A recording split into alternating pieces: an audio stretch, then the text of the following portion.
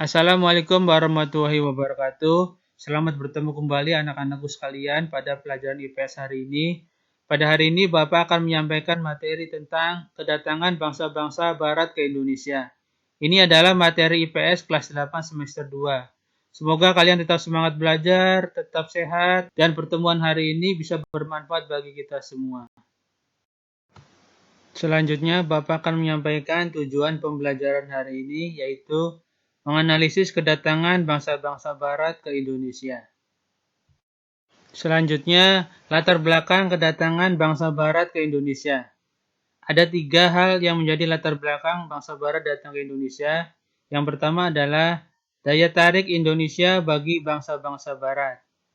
Yang kedua, motivasi 3G, yaitu Goal, Gospel, dan Glory. Dan yang ketiga adalah revolusi industri.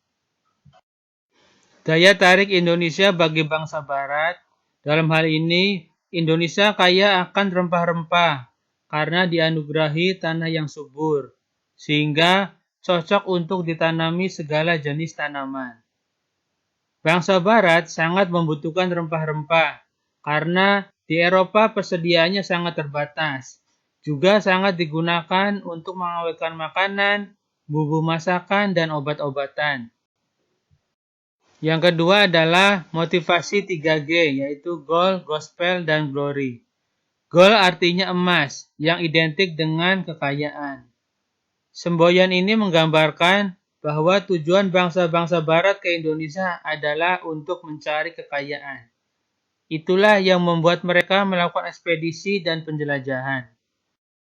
Gospel adalah keinginan bangsa barat untuk menyebarkan atau mengajarkan agama Nasrani, khususnya agama Kristen ke bangsa-bangsa di Asia, Afrika, dan Amerika Selatan.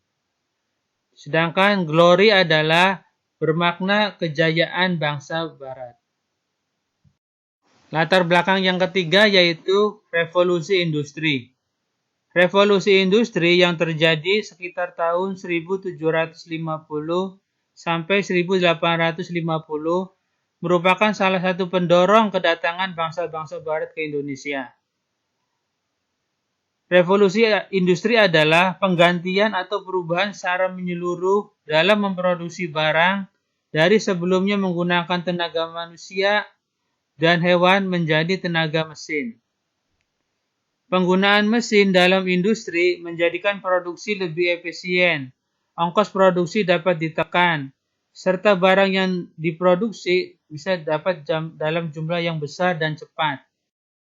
Berkembangnya revolusi industri menyebabkan bangsa-bangsa barat memerlukan bahan baku yang lebih banyak. Penemuan mesin uap yang dapat dijadikan mesin penggerak perahu merupakan teknologi baru pada masa tersebut. Penggunaan mesin uap dapat memperpendek waktu perjalanan, sehingga mendorong penjelajahan bangsa-bangsa barat. Selanjutnya adalah kedatangan bangsa Portugis di Maluku. Perjalanan bangsa Portugis mencapai sumber rempah-rempah diawali dari kota Lisabon, Portugis, pada tahun 1486. Bartolomeus Dias melakukan pelayaran pertama menyusuri pantai barat Afrika, bermaksud menuju India, namun gagal. Portugis mencapai Malaka pada tahun 1511, di bawah pimpinan Alfonso de Albuquerque. Pada tahun 1512, bangsa Portugis telah berhasil sampai di Maluku, di bawah pimpinan Antonio de Abreu dan Francisco Sirau. Yang kedua adalah ekspedisi bangsa Inggris. Persekutuan dagang milik Inggris diberi nama EIC atau East Indian Company. Di dalamnya bergabung para pengusaha Inggris. Walaupun Inggris tiba di Kepulauan Nusantara, pengaruhnya tidak terlalu besar seperti halnya Belanda. Hal ini disebabkan EIC terdesak oleh Belanda, sehingga Inggris menyingkir ke India atau Asia Selatan dan Asia Timur. Selanjutnya kedatangan bangsa Belanda di Jayakarta atau Jakarta.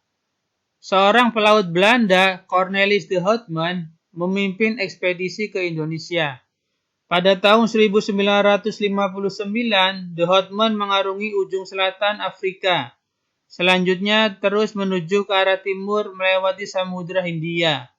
Pada tahun 1596, armada The Houtman tiba di Pelabuhan Banten melalui Selat Sunda. Berdirinya VOC. Dengan banyaknya pedagang Belanda di Indonesia, maka muncullah persaingan di antara mereka sendiri. Untuk mencegah persaingan yang tidak sehat, maka pada tahun 1602 didirikan Verenigde Oost-Indische Compagnie atau VOC atau Perserikatan Maskapai Hindia Timur yang merupakan merger atau penggabungan dari beberapa perusahaan dagang Belanda. Gubernur VOC pertama adalah Peter Both. Ia mendirikan pusat perdagangan VOC di Ambon, Maluku. Namun kemudian pusat dagang dipindahkan ke Jayakarta atau Jakarta karena VOC memandang bahwa Jawa lebih strategis sebagai lalu lintas perdagangan. Selain itu, Belanda ingin menyingkirkan saingan mereka yaitu Portugis di Malaka. Demikian pembelajaran hari ini. Bapak ucapkan terima kasih. Semoga bisa membantu dalam belajar kalian semua. Sukses untuk kita semua. Bapak akhiri. Assalamualaikum warahmatullahi wabarakatuh.